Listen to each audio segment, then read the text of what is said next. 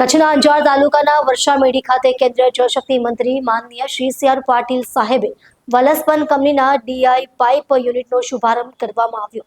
એ પ્રસંગે હાજરી આપી.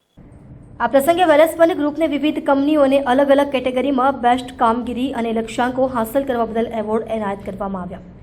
આ પ્રસંગે કચ્છના સંસદ શ્રી વિનોદભાઈ ચાવડા, ઉચ્ચ અને ટેકનિકલ શિક્ષણ રાજ્યમંત્રી શ્રી ત્રિકમભાઈ છાંગા, પાણી પુરવઠા અને જળ સંપત્તિ રાજ્યમંત્રી શ્રી ઈશ્વરસિંહ પટેલ, જિલ્લા ભાજપ અધ્યક્ષ શ્રી દેવજીભાઈ વરચંદ, ધારાસભ્ય શ્રીમતી માલતીબેન મહેશ્વરી, શ્રી મુકેશભાઈ પટેલ, જિલ્લા ભાજપ મહામંત્રી શ્રી ધવલભાઈ આચાર્ય, વલસપન ગ્રુપના ચેરમેન શ્રી બીકે ગોયનકા, વલસપન લિવિંગ લિમિટેડના સીઈઓ અને ચેરમેન શ્રી દીપાલી ગોયનકા, વલસપન વર્લ્ડના એમડી શ્રી રાજેશ માંડવેવાલા, અંજાર પ્રાંત અધિકારી શ્રી એસ જે ચૌધરી સહિત અધિકારીશ્રીઓ, પદાધિકારીશ્રીઓ અને કંપનીના કર્મચારીઓ ઉપસ્થિત રહ્યા. સ્ટોરી ભરત ઠાકોર, કચ્છ. અને એમાં કચ્છ એ કદાચ આખા દેશમાં અને વિશેષ કરીને ગુજરાતમાં સૌથી અસરગ્રસ્ત વિસ્તાર તરીકે એને લઈ શકાય. એ તો માનનીય પ્રધાનમંત્રી શ્રી નરેન્દ્રભાઈ મોદી સાહેબે નર્મદાના નીર કચ્છ સુધી લાવ્યા.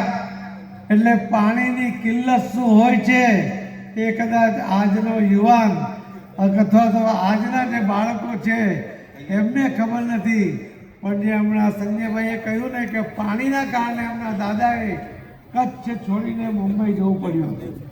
પોતાનું વતન છોડીને જવું એ કોઈને ગમતું નથી, પરંતુ પાણીને હોવાને કારણે માનવ તો ખરા જ, પણ પશુધન પણ ખૂબ મોટા પ્રમાણમાં કચ્છમાંથી જે તે વખતે હિજરત કરી ગયો.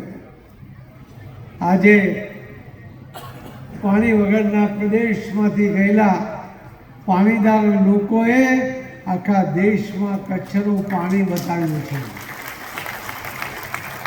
અને એ કચ્છી માંડો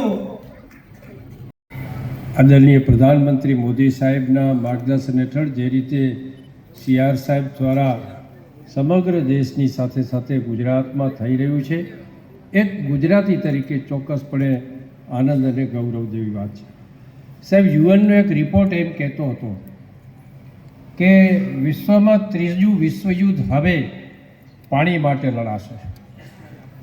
પણ એટલો આનંદ છે કે CR સાહેબની આગેવાનીમાં એટલું બધું વોટર હાર્વેસ્ટિંગનું કામ સમગ્ર દેશમાં થઈ રહ્યું છે કે આ ઘટનાથી ભારત બાકાત રહી જશે.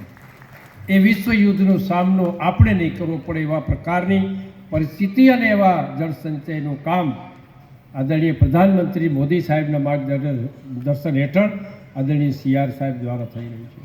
સાહેબ, સમગ્ર જ્યારે વિનોદભાઈએ કહ્યું તો મીડિયાના મિત્રો એમનું કામ છોડીને પણ જ્યારે કચ્છના હિત માટે, વોટર હાર્વેસ્ટિંગ માટે કચ્છ મિત્ર કે ગ્લોબલ જે સંસ્થાઓ જેવી જ્યારે આગળ આવતી હોય અને એમાં કંડલા પોર્ટ પર જ્યારે યોગદાન આપતો હોય ત્યારે ચોક્કસપણે આ જિલ્લાના નાગરિક તરીકે એક આનંદ અને ગૌરવની અનુભૂતિ થાય.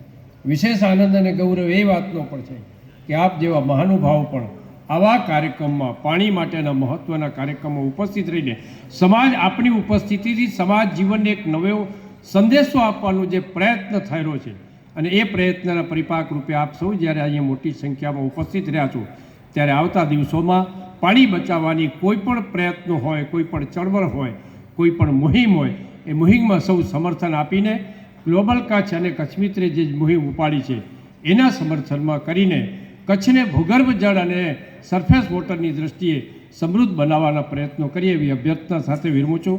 અસ્તુ. ભારત માતા કી જય.